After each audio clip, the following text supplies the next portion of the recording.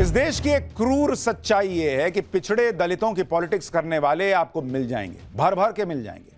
मुसलमान के लिए कलेजा काट कर रख देने वाले तो उससे डबल भर भर के मिल जाएंगे। लेकिन इस देश की एक विशिष्ट प्रजाति है मिडिल क्लास, आम आदमी। उसकी बात करने वाला आपको ना मिलेगा बॉस कोई। मिडिल क्लास को तो अब ऐसा लगने लगा है कि उसका जन्म ही जैसे टैक्स भरने के लिए हुआ है। पहले सरकार सैलरी में से टैक्स ले लेती है, फिर हर सामान पर लगने वाली जीएसटी भरो, और अब तो ऐसी ऐसी चीजों पर जीएसटी लग रही है कि आम आदमी का कलेजा बैठा जा रहा है कि चल क्या रहा है देश में बॉस। हाल ही में जीएसटी काउंसिल की मीटिंग में ऐसी ऐसी घोषणाएं हुई हैं कि आम आदमी का दिल उस गड्ढे में घुसा बैठा है जो संभल जैसी खुदाई भी हो जाए ना तो ना निकले। लोगों का जो दर्द है वो मजाक के रूप में बाहर आ रहा है। वित्त मंत्री निर्मला सीतारमण को लेकर खूब मीम्स बनाए जा रहे हैं। ऐसा इसलिए क्योंकि जीएसटी को लेकर ऐसे ऐसे फैसले हुए हैं जो मिडिल क्लास को तो समझ में नहीं आ रहे। जैसे अगर आप देखें कुछ फैसले आपको मैं बताऊं, पुरानी गाड़ी बेचने पर टैक्स 12% से बढ़ाकर 18% कर दिया गया। पॉपकॉर्न पर टैक्स को 3 कैटेगरी में बांट दिया गया। पॉपकॉर्न जो आप खाते हैं, नमक और मसालों वाले अनपैक्ड पॉपकॉर्न पर 5% टैक्स लगेगा। पहले से पैक और लेबल वाला पॉपकॉर्न है तो उस पर 12% टैक्स लगेगा। कैरमलाइज्ड यानी मीठे पॉपकॉर्न है तो 18% टैक्स लगेगा। हेल्थ इंश्योरेंस पर जीएसटी कम करने या हटाने का कोई फैसला नहीं हुआ। यानी जिस पॉपकॉर्न को खाते खाते आम आदमी सोच रहा था कि शायद हेल्थ इंश्योरेंस पर जीएसटी कम हो गई, यह सुनने को मिलेगा, उसको पता चला कि उसके हाथ में जो पॉपकॉर्न है उसकी प्रजाति तय करके अलग अलग टैक्स लग गया है पॉपकॉर्न पर, लेकिन उसके इंश्योरेंस पर टैक्स घटने का कोई फैसला नहीं हुआ। गजब ही है बॉस। आप खुद सोचिए कि सरकार के पास इतना समय है कि वो पॉपकॉर्न को 3 कैटेगरी में बांटकर उस पर भी टैक्स लगा रही है, लेकिन इतना समय नहीं है कि हेल्थ और लाइफ इंश्योरेंस जैसे महत्वपूर्ण मुद्दों पर जल्दी से कोई फैसला ले लें। इसलिए पब्लिक अब सवाल पूछ रही है कि बॉस क्या हम लोग सिर्फ अलग अलग ब्रैकेट में टैक्स भरने के लिए बने हैं? और सबसे बड़ा टॉकिंग पॉइंट तो पुरानी गाड़ियों को बेचने पर लगने वाला टैक्स बना हुआ है। जीएसटी काउंसिल की बैठक में पुरानी कारों के बेचने पर लगने वाली जीएसटी की दर को बढ़ा दिया गया। जैसे ही इसका ऐलान हुआ तो सोशल मीडिया पर लोगों ने अपनी नाराजगी जाहिर करनी शुरू कर दी। सवाल उठना शुरू हुआ कि सेकेंड हैंड कार बेचने पर पहले ही 12% टैक्स लग रहा है, जिसे अब 50% जंप देकर 18% कर दिया गया। सबसे बड़ा सवाल यह है कि सेकेंड हैंड कार हमेशा नुकसान में ही तो बेचते हैं। इस पर टैक्स बढ़ाना मिडिल क्लास के लिए ज्यादती से कम नहीं है। लेकिन बात सिर्फ इतनी नहीं है। जीएसटी काउंसिल की बैठक के बाद निर्मला सीतारमण जी ने एक बयान दिया जिससे लोगों में और कंफ्यूजन बढ़ गया। वित्त मंत्री निर्मला सीतारमण ने कहा कि जिस दाम में कार खरीदी गई और जिस दाम में बेची जा रही है उसके अंतर पर 18% टैक्स लगेगा। यानी वित्त मंत्री निर्मला सीतारमण के मुताबिक नई कार की कीमत और उसे यूज करने के बाद बेचते समय जो दाम आपको मिल रहा है उसमें जितना डिफरेंस होगा उस पर 18% का टैक्स लगेगा। एक बार वित्त मंत्री को सुनिए, फिर आपको बताऊंगा कि निर्मला सीतारमण ने कैसे कंफ्यूजन बढ़ा दिया और कैसे यह टैक्स आम आदमी की कमर तोड़ देगा। It is on that margin, the margin value between purchased price and resale price. 12 lakh में खरीदा, 9 लाख में बेच रहे हैं सेकेंड हैंड यूज्ड व्हीकल के नाम पर। On the margin is only this 18% is being put, as would be for any used car. वित्त मंत्री निर्मला सीतारमण ने बड़ी आसानी से बता दिया कि 12 लाख में कार खरीदी और 9 लाख में बेची तो जो अंतर है यानी 3 लाख रुपए उस पर 18% टैक्स लगेगा। लेकिन ये इतना भी सीधा और सरल नहीं है। आपको उदाहरण से बताता हूं। मान लीजिए ये कार की खरीद बिक्री का मामला समझिए क्या है मामला। जैसे आपने 2014 में कार खरीदी, कितने में खरीदी? मान लीजिए आपने 6 लाख में कार खरीदी, ठीक है भाई, नई गाड़ी आप लेकर आए।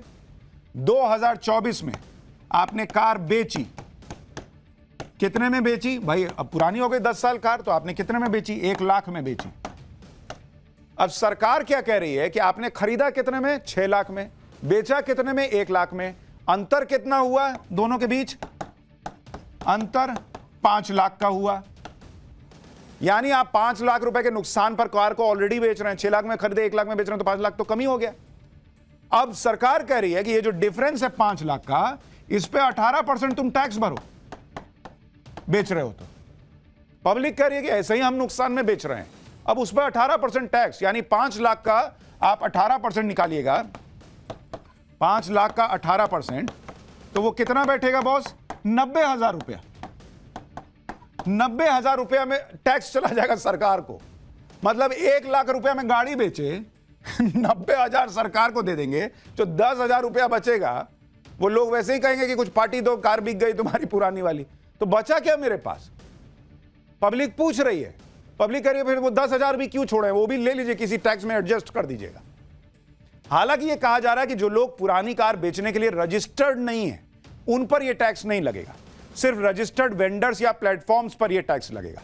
ऐसा इसलिए क्योंकि यूज्ड गाड़ियों का मार्केट अभी 2.5 लाख करोड़ रुपए से ज्यादा है, जो 2028 तक करीब 6 लाख करोड़ रुपए हो जाएगा। इसलिए सरकार चाहती है कि टैक्स बढ़ाने से सरकार का रेवेन्यू बढ़ जाए, जिसका इस्तेमाल सरकारी योजनाओं में किया जाएगा।